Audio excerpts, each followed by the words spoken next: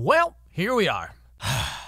It's been a few months since we last saw what was going on with Archie and friends, and now that October's here, that means it's finally time for some more Riverdale. And I mean, after everything that happened in Season 3, I can't even pretend to be able to imagine what could possibly be waiting for us in Season 4. So put on a fresh pair of underwear and tie your shoelaces, kids, because it's time to go for a walk. It's been a quiet few months in Riverdale. Spring slid into summer, and some semblance of normal life resumed. Ah yes, just one of those regular days where moms fight each other with ninja sais and kids with spears chase Jughead into a secret bunker. Yeah, I know exactly what you mean. So the episode opens up and we get to meet our main characters after the long summer break. We start off with Jughead sitting there watching Betty read a short story he just wrote, which has gotta be just like so awkward, you know? It's like when you show your friends some hilarious video you found on YouTube or whatever, and all they do is just... Yeah, that's funny. And then we flash over to Archie and Veronica having just woken up together, whispering sweet nothings with their faces like 3 inches apart, as if that's not just the grossest thing. Hey, good morning, honey. I just want to say how much I love you. Close your mouth. And of course, Cheryl eating breakfast with the mummified corpse of her dead brother. So yeah, you know, Jughead, I think you're right. It really is just a typical day in Riverdale. But anyway, so the first episode of the show is really just everyone dealing with the passing of Luke Perry, who of course played Archie's dad, Fred Andrews. Sounds like what happened was Fred was driving home to Riverdale when he pulled over to help someone. His car had stalled on the side of the road, and another vehicle came upon them way too fast, and he was struck by... No. I'm sorry, Mary. Now, jokes aside here, the episode does a pretty great job of showing us how important Fred was to Archie, just with everything going on with Hiram and Veronica, the serpents, the red circle, and all those times the story was just like... I mean, Fred was always there, just a stand-up guy, no matter what. Really one of the only characters worth caring about in, like, the whole show. And so, like, from the point of view of the show itself, but also here in the real world, I thought this was actually a very well done, rather touching episode. He taught me everything. He taught me how to play football and baseball, pretty much every other sport. He fixed up the jalopy together. He bought me my first guitar.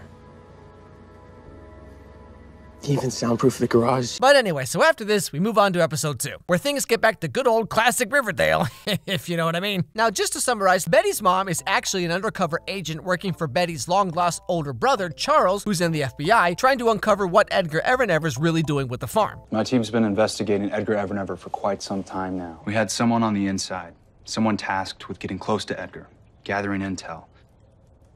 Your mother, she's working with us. Now, as per the Season 3 finale, everyone at the farm suddenly vanished and left Kevin behind to tell everyone else what's going on. But Betty's mom also disappeared with the farm and hasn't been in contact with Charles for some length of time, so everyone's getting kind of worried. This isn't the first time she's been late with her reports. Well, Charles, what if that means she's been found out? Listen, until she contacts us, you should just focus on being a high school student.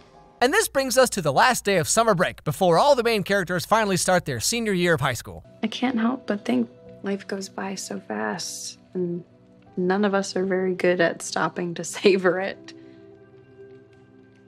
But tonight we will be. Okay, well, I'm just gonna skip ahead a little bit here. So it's everyone's first day of school, and things get right off to a great start with the newest daddy of Riverdale, the new principal. And you are? I'm Principal Weatherby's replacement, Mr. Honey. We apologize for the tardiness, Mr. Honey. It won't happen again. Now, I don't know what kind of a ship Waldo Weatherby was running around here. Things are going to be different this year. We'll have order, discipline, consequences. Now, as you can probably already tell, Mr. Honey over here is not a real big fan of things like happiness and fun, because, you know, some people are just born to work in a high school, I guess. Now, later that day, while Archie and Mad Dog are swapping tips on how to get some cool abs, Betty finds out something a little interesting about Kevin. From the get-go, I suspected Kevin hadn't fully cut ties with the farm. I started monitoring his phone activity, and it turns out he's been texting with Fang's Fogarty. I was hoping that Kevin was done with the farm. It seemed like he was done. So Betty looks into this, and we come to find out that Kevin is still just like almost completely brainwashed, even after like this whole thing. I mean, what the heck was this supposed to be? But anyway, despite everything that's happened, or maybe because of it, I guess depending on how you look at things, Betty still trusts Kevin. Although I gotta say, I mean, any guy who owns that many polo shirts has gotta be up to something. What I'm about to tell you puts everything on the line. My mom isn't just at the farm. She's undercover. I need you to ask Fangs to meet with you again so he can tell you where Edgar is hiding. So Kevin goes to meet up with Fangs and finds out that Edgar Evernever has basically taken everyone hostage, and they're all holed up in some like rundown motel thing outside of town somewhere. Now in the middle of all this, Archie's trying to turn the boxing gym into a community center for kids, and to do this he raises some money by having a car wash. Because it's Riverdale, and heaven forbid Archie keep his shirt on for 5 minutes. And Veronica's just doing, like, whatever in the heck this is supposed to be. Also, for a variety of reasons, Jughead gets recruited to go to some pretentious rich kid private high school where everyone just kind of like sits around trying to figure out who's the bestest book reader. Now then, Moby Dick. Now what do you think that the whale symbolizes? Nothing. It's pretty well established that Melville hated allegory. I mean, he's quoted as saying that his biggest fear was Moby Dick would be seen as a fable. I mean, yes, that's true. Although I think you're missing the main issue, which is that Moby Dick is the weirdest classic novel you'll ever read. I mean, seriously, like half the book is just about what whales' teeth look like. Riveting stuff, I tell you what. But yeah, so that's all going on, like whatever, who cares? So let's go back to Betty and Charles. Now, one day, while trying to figure out what to do about Edgar, her mom, the motel, and just everything, Betty gets a mysterious phone call. It's me, Edgar. How did you get my mom's phone? I suspected we had a pretender in our midst. When I started cutting people's fingers off, your mother admitted to me it was her. I have a list of demands. So Edgar's demands are that he wants a bunch of money, passports, a bus, and some other random stuff. And if he doesn't get it, he's gonna keep talking to that weird voice of his. When I started cutting people's fingers off, your mother admitted to me it was her. You know, I mean, I get that he's supposed to have this kind of like deep, gravelly voice that's kind of creepy, but also a little bit sexy at the same time. But like, that's just how I sound every time I go to IHOP. So, how is everything for you? I'll just be right back with your check, all right? So in the span of like 15 minutes, with the help of Veronica, who I guess is not doing a burlesque routine today, Betty comes up with everything Edgar asked for and goes to give it to the farm. But turns out it was all a trick, and Betty gets kidnapped. Again. Now she wakes up in one of the motel rooms, and guess who's right there next to her? Oh, Mom. Honey, I am so sorry. I was trying to keep you safe. I didn't want you to know, and I needed to get Polly out. Do you know what Edgar's plan is? Evelyn is going to drive the bus full of farmies off of a cliff as a distraction, while he takes off in his rocket. In his what? In his rocket. Now, hearing this, you're probably thinking what I was thinking. Okay, I get it. It's not really a rocket or whatever. It's probably just some kind of metaphor, or he calls it a rocket, but actually it's some kind of new, like, weird ritual or something, right? Nope! It's literally a rocket ship. He's building a rocket, he's going to space, everybody. You know, last season, Edgar Evernever was like this smooth, charismatic cult leader who, like, snaked his way into Riverdale, you know? It was like a whole thing in season 3, right? And here we are now, dudes dressed up like Evel Knievel building a rocket in a motel. I mean, what? How do we get here? Last season I said once that Riverdale is actually written by 8-year-olds filling out Mad Libs. Well, you know, maybe I was giving them a little too much credit. But anyway, so in the end, somehow Betty and her mom escape, and Betty goes to stop Evelyn while Betty's mom shoots Edgar and he ascends, and basically that's that. So yeah, the whole farm cult storyline thing just kind of ends in the most Riverdale way I could possibly imagine. So yeah, oh boy, bet you're glad you came along for this ride, huh kids?